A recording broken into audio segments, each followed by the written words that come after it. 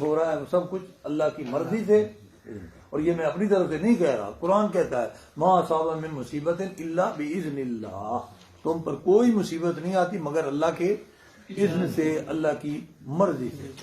اس لیے ہمیشہ یہ سوچنا چاہیے کہ یہ جو پریشانی آئی ہے، مصیبت آئی ہے، اللہ کے علم میں ہے، اور اس کو پریشانی کو دور کون کرے گا؟ اور جو تکلیف آئی ہے اس پہ ہائے وائے نہیں کرنی ہے، رونا پیٹنا چیخنا چلانا، بلکہ کیا کہنا ہے کہ یا اللہ میں صبر کرتا ہوں، اور جو صبر کرتا ہے نا پھر اللہ تعالیٰ اس کو نواز دیتا ہے۔ حدیث کے الفاظ سن لیں، اللہ تعالیٰ اس فرشتے سے جو موت کا فرشتہ ہے اسرائیل، اس سے پوچھتا ہے کہ اسرائیل تم نے میرے پیارے بندے کے پیارے بیٹے کی جان لے لی؟ کہتا ہے یا اللہ میں نے تیرے پیارے بندے کے پیارے بیٹے کی جان لے لی۔ تو اللہ کہتا ہے اچھا اس نے اس کو کیا کہا تھا اس مصیبت کی گھڑی میں؟ تو فرشتہ کہے گا یا اللہ اس نے اس مصیبت کی گھڑی میں کہا تھا انا للہ و انا الیہ راجعون۔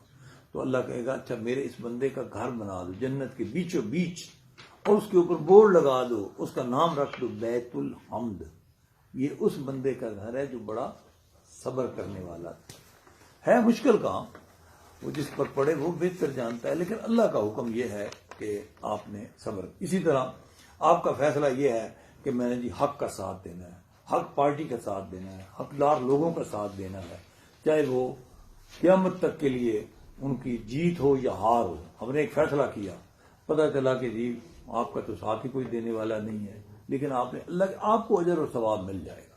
لیکن اس وجہ سے کہ چونکہ جی سارے لوگ غلط کی طرف جا رہے ہیں اس لیے میں بھی اس طرف چلا جاؤں، تو یہ اللہ کے جو دیے ہوئے سسٹم ہے یا اس کے دیے ہوئے احکامات ہیں اس کے خلاف بات ہے ہر حال میں۔ اسی طرح حرام حلال کے معاملے میں ہے، صبر وہاں بھی ہے۔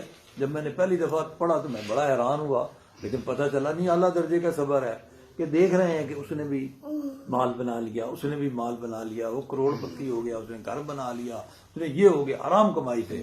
بندے کا دل تو کرتے ہیں نا، پھر لالچ تو آتا ہے اور وہ اپنے آپ کو روکتا ہے۔ صبر کا مطلب کیا ہے؟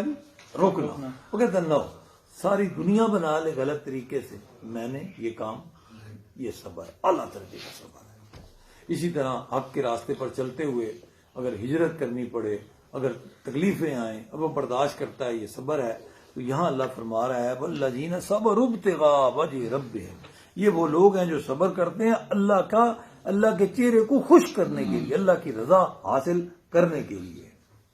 ان اللہ مع الصابرین، اللہ نے قرآن میں کہا ہے کہ میں صبر کرنے والوں کے جو لوگ بھی دنیا میں جہاں کہیں ہیں جن کا فیصلہ یہ ہے جھونپڑی میں رہ لیں گے، دال چٹنی سے کھا لیں گے لیکن حرام کے قریب بھی، تو اللہ پھر ان کا ساتھی بن جاتا ہے۔